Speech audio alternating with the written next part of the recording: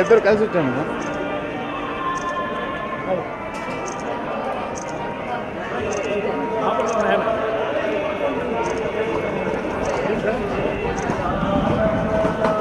నిన్న వాళ్ళు గారు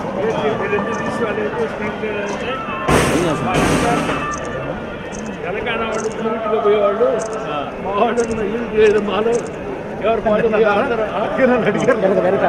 చెప్పారు బయటకు వచ్చినప్పుడు దానికి తగ్గట్టుగా సరే అని చేసి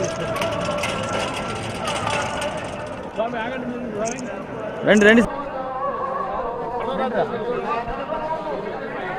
స్వామి తీసినాం సార్.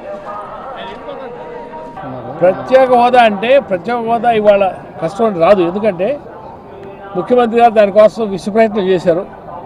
దాదాపుగా సంవత్సరం పాటు స్పెషల్ స్టేటస్ కావాలని చెప్పి ఆయన ప్రయత్నం చేయడం జరిగింది.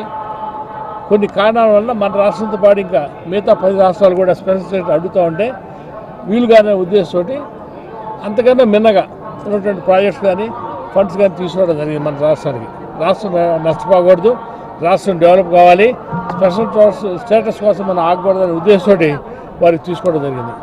ఇవి నిన్న మొన్న ఈ మధ్యకాలంలో ఈ జల్లికట్టు తమిళనాడు వాళ్ళు అందరూ పోయి చేశారు, మీరు ఎందుకు చేయరని చెప్పి మమ్మల్ని అడుగుతున్నారు. మరి అది ఇది ఎప్పుడో చేయాల్సిన పని ఇప్పుడు చేయడం కష్టం. ఎందుకంటే వాళ్ళకి ఉన్నటువంటి జల్లికట్టు అనేది లిమిటెడ్ టు 1 స్టేట్ తమిళనాడు. ఇది అనేటప్పటికల్లా ఇది స్పెషల్ అంటే అన్ని రాష్ట్రాలు అడుగుతున్నారు, 10 రాష్ట్రాలు.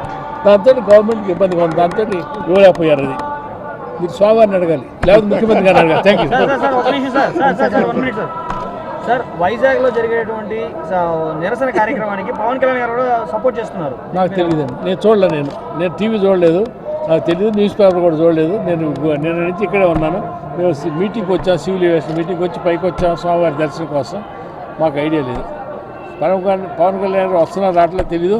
ఏదైనా ఇవాళ స్పెషల్ స్టేటస్ కోసం చేసినా ఫలితం రాదని మా ఉద్దేశం. అది కోసం విశ్వప్రయత్నం చేశాడు ముఖ్యమంత్రి గారు. ఉలిపెట్ల సంవత్సరాల పాటు ఆయన ప్రయత్నం చేసి వీలు కానప్పుడు ఏదంటే దానికోసం ఆగకుండా ఫండ్స్ తీసుకొచ్చి స్టేట్ డెవలప్ చేస్తాడు.